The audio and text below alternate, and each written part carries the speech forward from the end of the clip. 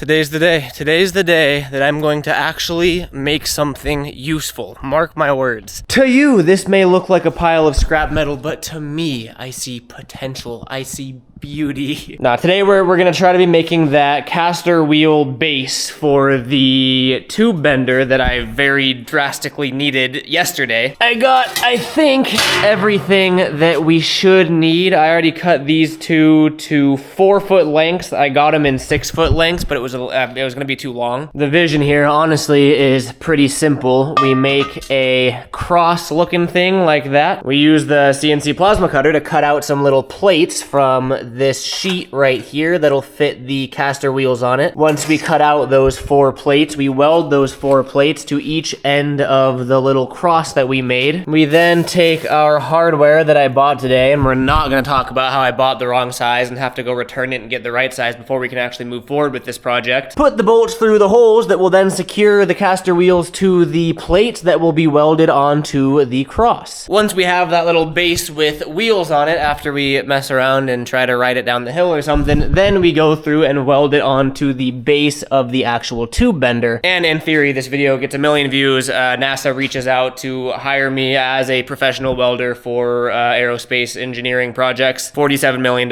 gets deposited into my bank account, and yeah. That's it. After yesterday's disaster of a rail, I want to make sure we actually do this right. A, because it's an actual important thing that has to be made. B, it's going to be actually under load, like that little cross that we're making is going to have 180 pounds sitting on it. And C, I don't want it to be ugly. This is going to be the first thing that I have actually made that serves a real world purpose. That's not like a keychain or a shitty half-ass skateboard rail. Like, this is actually something I need, and hopefully I can make it. Huge emphasis on the word hopefully. I marked a cut point that's right in the middle of this because we need our little, oh, I just stepped on the glasses. I'm gonna cut this. All right, prepare your ear holes for a very loud sound. Now we see if they're the right size. Look at that, great success. It's a relatively, like in theory, it's a relatively simple and straightforward project, which is why I think I can do it myself. Pretty much, we just go like that and weld that together, and that's our base. I also used my brain here, actually. I wanted all 4 legs to be exactly 2 feet long, meaning that the uncut tube is 4 feet long. But the cut tube, before we actually split it in half, I cut it to 4 feet minus 2 inches because we have that extra 2 inches there from the 2-inch tube. I just wanted to tell you guys that so you know how smart I am. I just went through and marked the center point of the 2-inch tubes, and then I also marked the 2-foot mark of this 4-foot tube, which is also the center point. So now when we line all of these lines up, that is the dead center, forming a perfect X marks the spot. Here's where I really don't want to mess this up. Originally, I was just going to use the plasma cutter to cut out rectangles from this, and then I was going to use the drill press to actually drill the holes. Obviously, we're going to need holes in those plates so that we can bolt the casters to it, but I just had another idea that can further just utilize the plasma table. In theory, the whole point of a machine like this is literally, this is like the perfect use case for it. We just gotta see if I'm smart enough to figure it out. I should be able to take the measurements of these bolt holes and actually design and mock up the exact plate, the pallet, bracket, thing, whatever you want to call it, that I'll need, holes included and everything. Send that to the CNC machine and have it cut out our 4 perfect plates that we need to mount the caster wheels to. Are you following? Good. For the sake of this activity, I'm going to trace out one of our caster wheels. I am going to make a labeled diagram. Okay, there it is. If my brain is working correctly, we need 1, 2, 3, 4, 5 measurements to make sure everything lines up. I'm gonna go through with the tape measure because I don't have a ruler and we don't use the right tools here. Measure everything, write those measurements down, and that should give us enough info to hopefully see if I have enough skills in the CAD software that I've been learning over the past couple days to actually make this. I did it, I think. I also added this measurement, which is from the side of the hole to the side of the base plate, so that little section right there. And with that added, I went through and I marked all of these, and it doesn't really matter if you can decipher this, because I can. Okay, now I just need to see if I have what it takes to turn that drawing into a fully cut ready design on my computer. I thought this could be kind of fun to show. This is me actually modeling the piece. And I don't think, or actually, I know I didn't do it the quote unquote right way. However, I've only been using the program for 2 days, so I'm proud that I was kind of able to get it done. Although, I mean, if you know the software, if you know Fusion, I kind of did it not the right way. But it's cool to kind of see my progress and be able to create something that will turn into something usable. So thought it could be cool to show my workflow, whether it be correct or not. And any help is always appreciated. If this works, I made this. If this works, I'm gonna feel so cool. Here is our creation. It looks kind of crazy. I was messing around with like the mirroring feature to make sure all of the distances are the same, and I think it's good. I can click this to extrude it. Let's extrude it by 1/4 inch just so we can visualize it in 3D, and that should be our piece. I left my camera down there, which is why we're iPhoning it. I hate using my iPhone as a camera. I can't believe I did that for years. I don't know where to look. It makes me look like I have a lazy eye. Well, maybe I do have a lazy eye. I am very, very nervous / excited to see if this works. To my knowledge, this is the sketchiest little laptop stand. I just have it on the drill press. Anyway, as far as I know, I have everything set up and ready. We have everything zeroed. We have the material there. All of my settings should be good. This is my second cut I've ever done, like by myself, from full CAD design to CAM programming to setting everything up. This is only my second time doing all this, so it's still very nerve-wracking and very exciting. Going through my mental checklist, I have the amps set on the machine. That's on, that's zeroed, that's ready. I'm testing one first, and it's gonna be in this bottom left corner, so in case something goes wrong, we still have all of this to make our changes, but I'm hoping we got it. It's gonna be so sick if it works. Okay, without further ado, 3, 2, 1, and go. So far, so good. It's doing the holes first on the inside, then it's doing the outside of it. Realistically, it's a very simple design. It's just a rectangle with holes. It's the dimensions that matter.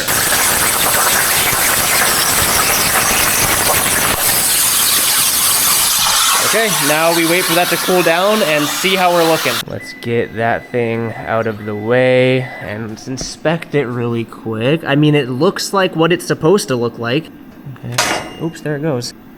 Okay, dude, it might be it. This is the moment of truth though, if it lines up. You can see I made my holes round, where on the actual casters, they're oval, but I went with the smaller part of the oval, which is 3/8. And let's line up the holes. Dude, I think we actually did it. I wanna set this in the vice grips here so I can do like a top-down angle. I think we did it though. It's gonna be easier to visualize now that we have this. Honestly, I'm not gonna lie, originally I had it envisioned like that, but that's not gonna work because the holes hit the tube here. I think we got lucky and we can just rotate this because the casters themselves are on like a little 360 swivel. So if we put them like that, all 4 holes can still be accessed, and then that would rest on it like that. It'd be flipped over, obviously. Now we just need to see how these line up, and dude, I think we are actually golden. Wow. I did it. That's pretty cool. All right, let's cut the remaining 3 that we need and go from there. Again, I'm kind of thinking out loud here because this is so new to me, but I think we can use the patterning feature of this software instead of having to like redesign it in Fusion and make 3 of them. So what I'm gonna do is I'm gonna set the new 0 point right here, so it's directly next to the one we just cut. We didn't catch it, we cut it. I don't even know if you can see this, but we're gonna change that to 3 rows. We are going to generate that. Damn it, I meant to do columns, not rows. I still don't know the difference between columns and rows. Rows are vertical. Okay. What I meant to do was 3 columns. Now when we click generate, we have 3 of them right next to each other. Now we move this thing over to the 0. Click this that says 0 all axes or whatever. Where those white lines intersect is technically where those are gonna cut. So you can see it is right here. That means those are gonna cut right there. And let's see if that actually worked.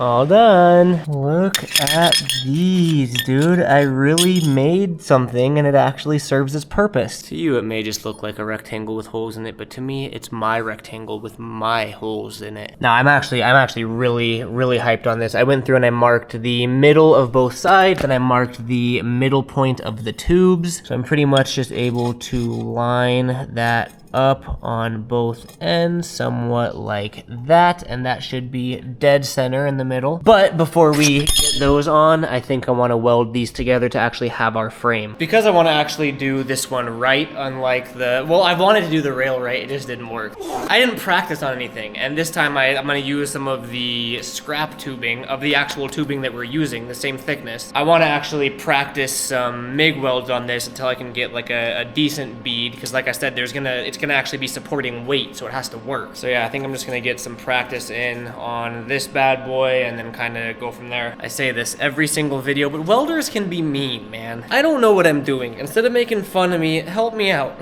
There's only one way to learn, and that's through practice. It's just a little bit more intimidating when I choose to document my practice online, because then people can judge me. We're doing 300 inches per minute for wire speed, 17 volts according to Google. That's some decent rough settings for 10 gauge. I have my shielding gas on. I got my visor set to the correct settings, and it's go time. I don't know, I'm more nervous to practice than I am to just do it. Practice, I have to like show you my welds.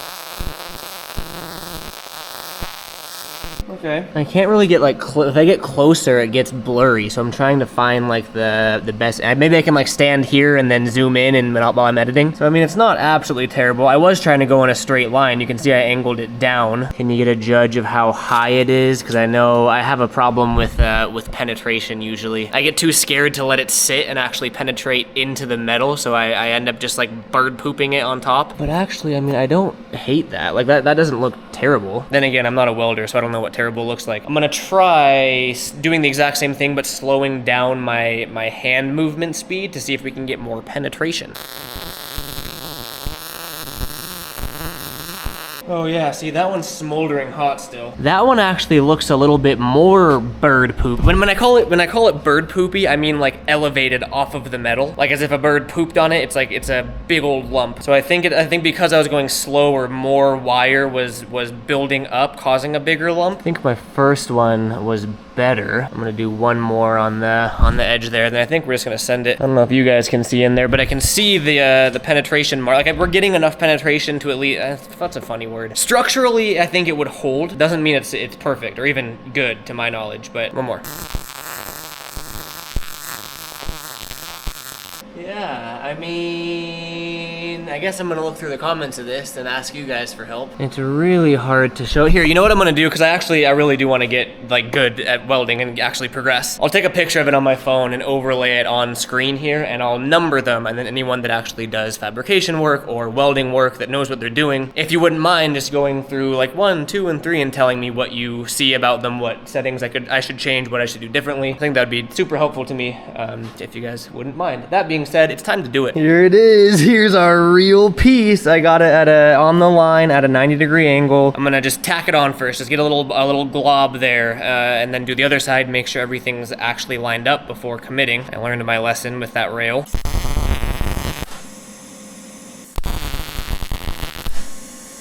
Okay. Like I said, we just got those corners first, and let me grab the other one over here. Oh, make sure we have the right one. Yes, got it lined up, and here goes nothing.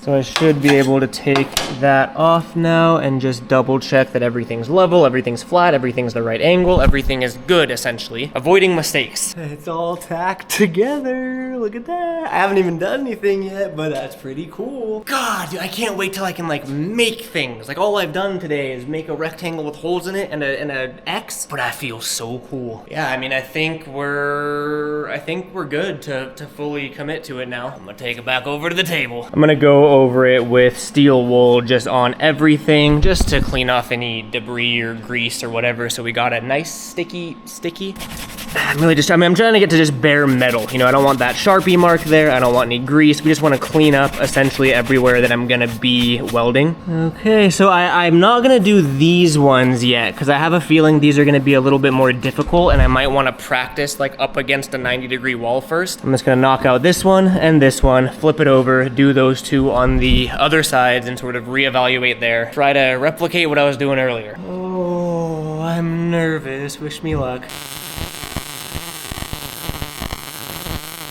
I did it. Ha, I did it. I mean, it looks like a weld. Okay, there's another. Let's flip her over here. Okay, two more.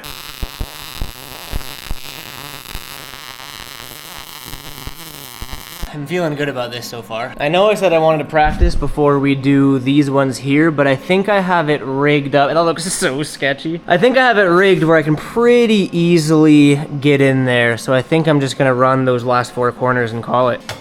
Never mind, it's moving. Out of all the things I have, I don't have clamps. I moved the magnets to the back and I think that helped sturdy it up a little bit. Oh, as long as I don't put too much pressure on it, we should be fine. Yeah, that actually went great. Yeah, that one felt super good.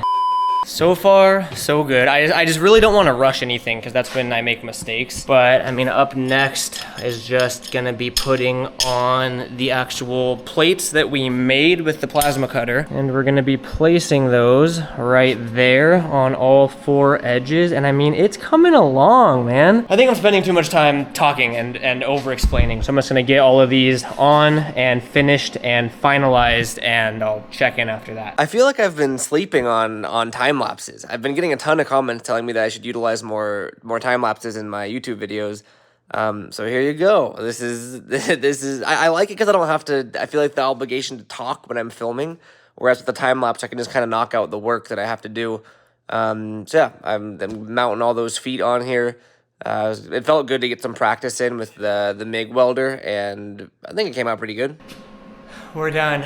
There's a little problem. Everything went great, and this isn't a make or break, this is more of just like an oversight. You can see that everything lines up perfectly, right? All of the holes line up and all is well, but I didn't think about this until I was halfway through and it was already too late. If we flip this thing over. This was actually the first weld I did. You can see I stopped halfway through and I was like, oh shit. I wanted to use washers under the head of the bolt that goes through, but now because of that weld, a washer's not gonna fit evenly. I'm also not super proud of all of these welds. I think on here you can see some little pockets where there wasn't full penetration. I'm telling you, bro, penetration's my biggest problem. Because the tube is a little rounded on the corners, there was like a little pocket that I kept like not filling all the way. It'll work for sure. I mean, without a doubt, it's gonna work. I was really proud of these welds. Like those I was stoked on, but these started getting not great. I should have practiced on a 90-degree, what's it called? Like a butt angle or a something. I should have practiced, but this was my practice and it'll work. I'm pretty sure, I just tested this with a magnet and it's magnetic, meaning it's steel, but maybe it's stainless steel. Is that why it's all shiny? Worst case scenario, I mean, I can put these on and weld them on, although I would like to use hardware so I can, if one of them breaks, I can swap it out or whatever. I don't know. You remember what I said about me buying the wrong size hardware though at the beginning of this video. I thought because they were 3/8 inch holes that I can get 3/8 inch bolts, but no, they don't actually go through, they hit. So now I gotta go return all of the nuts and bolts and washers, get a size smaller. I think what I'm gonna do, I think I'm just still gonna rest the washer on that and just clamp it down because there's gonna be so much downward force on it anyway. It's not like the wheel's gonna fall off. Yeah, okay, to Home Depot. I almost didn't film this because of how embarrassing it was, but here it goes. I'm leaving the Harbor Freight parking lot right now because I recently bought that drill press that you saw in the video earlier. I returned,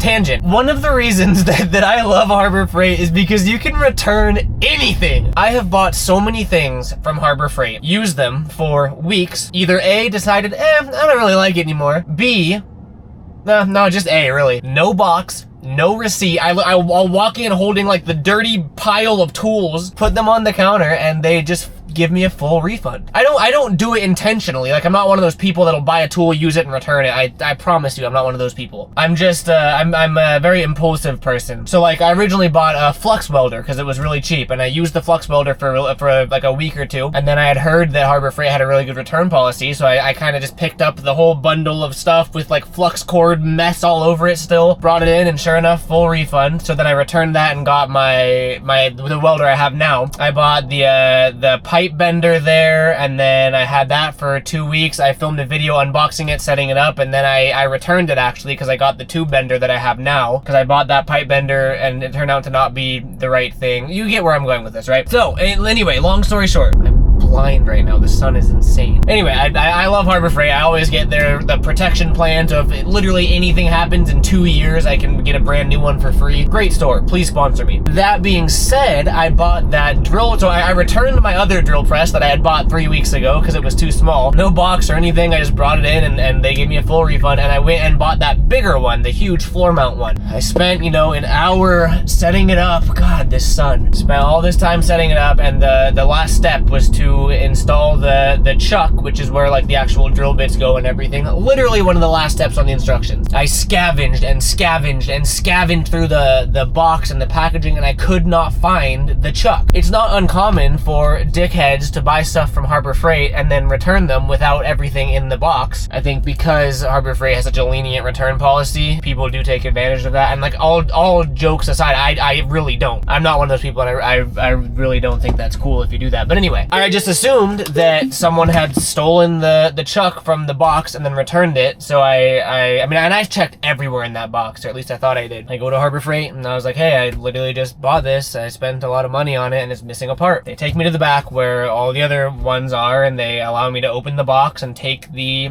chuck, the part that I need from an existing package, and just free of charge take it. And she specifically said, she's like, I almost missed it the first time I opened the box. Are you sure that it wasn't in there? And I told her, I was like, I checked everywhere. Like, I'm 99% sure that I did not see this box in there. Keep in mind, I looked for like 15 minutes. I'm not an idiot. Okay, I guess I am an idiot, but I thought I wasn't. I checked everywhere. And then she says, we actually just got all of these tools in today, so it wasn't returned. Are you sure it wasn't in there? And I'm like, dude, I checked. It wasn't in there. So she takes it out of the brand new box, gives it to me, and she's like, well, now this one doesn't have one. We can't sell this one. Gotta order a replacement, blah, blah, blah. I get home. And I check where it was, and sure enough, there it was. There was my chuck. To get my good Harbor Freight karma, I even told her, I was like, listen, if I go home and I find it, I will call you and I will bring it back. So that is exactly what I did, and I brought it back, and she said, honestly, you can keep it. And I was like, dude, why did you make me feel like such an idiot if you're gonna let me keep it? I insisted that they took it back, even after they said I could have the extra chuck. So there's my good Harbor Freight karma. Made me feel real stupid though. Anyway though, we just got to Home Depot. I'm gonna leave the camera in here. I don't feel like vlogging in public right now, but I'm gonna go return these, get the exact same thing, just a size smaller, and let's finally finish this project. We got ourselves a sack of nuts and bolts and washers and lock washers. These should be the right size. I'm ready to get this done. Please work, please work, please work, please work, please work. It's gonna work, right? Honestly, as long as the actual washer and bolt can fit through here, oh, we're fine. Throw a lock washer on there, and then that. And I think if we're able to crank that down to maximum tightness, we'll be fine. All right, I broke one of them. Okay, let's see if it does what it's supposed to do. Yep, it does. Those bolts actually worked pretty well. You can see it bent the washers and actually sits pretty flush. I snapped one of them, and of course I didn't buy any extras, so if I really care, I can replace that later. But I mean, we can stand on it. It supports weight. Oh, imagine I just fall. Yeah, I mean, that is sturdy, bro. That's not going anywhere. Pretty sure at the beginning of this video I said that I was gonna try to ride this down the driveway. The sun's setting. We still have to actually mount it to the tube bender itself, and I didn't paint it. I need to paint it, or at least paint the weld so they don't rust. Hey, I mean, dude, I'm actually really proud of this so far. I'm gonna reiterate it again. This is the first thing I've ever made, like actual thing that serves a purpose. It's really cool to see it go from idea to actually coming out and doing its purpose so far. I don't want to speak too too soon. We still have to actually get the tube bender on it. It rolls. Oh, look at this go. It's pretty much a skateboard. You ready for this sick shove it? Did that count? I gotta take it down the actual driveway once. Oh, let's just pick up our skateboard. God, this thing's heavy. You know what? I'm just gonna wheel it over there. I guess we can ride it over there. You know what we didn't get? We didn't get casters with brakes. I'm only gonna use it on level surfaces, and I'm always gonna be attached to it at some point if I'm actually using it. I'll be holding onto the tube that I'm bending, or I'll be near it. I guess that's a good reason that we didn't weld the casters on. As long as I can find casters with the same bolt pattern, which I'm pretty sure is somewhat universal, I can get casters with brakes. If I care, I think it'll be fine without it. I don't really know where I'm going. Look at that view though. That's so nice. Did I mention this was a bad idea? I'm not gonna go anywhere good. Oh no. Oh no. Oh no. Okay, let's finish this up. We're at the home stretch. It's pretty handy that I can just kind of ride this thing around. That little bottom of the tube bender is gonna have to sit right here and then get welded on. So I'm gonna grind these top welds down just so it's flush.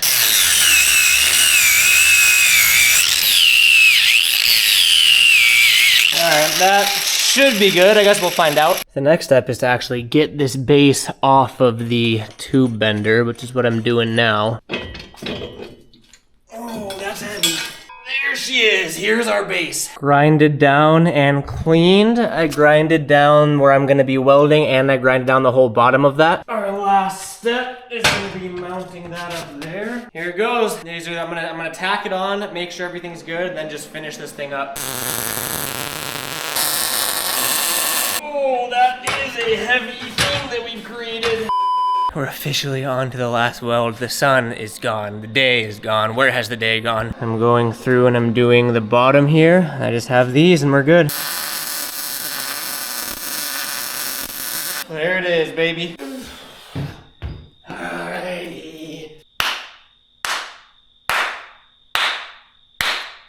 We did it. You should have seen what I had to go through. That is a heavy piece of machinery. It took me 15 minutes just to lift that and get everything lined up. Holy shit, I actually made something and it actually works. Hey man, can you wheel me over the tube bender? Cause it's on wheels and it's portable cause it's not stuck into the ground cause it rolls. Can you bring that over here?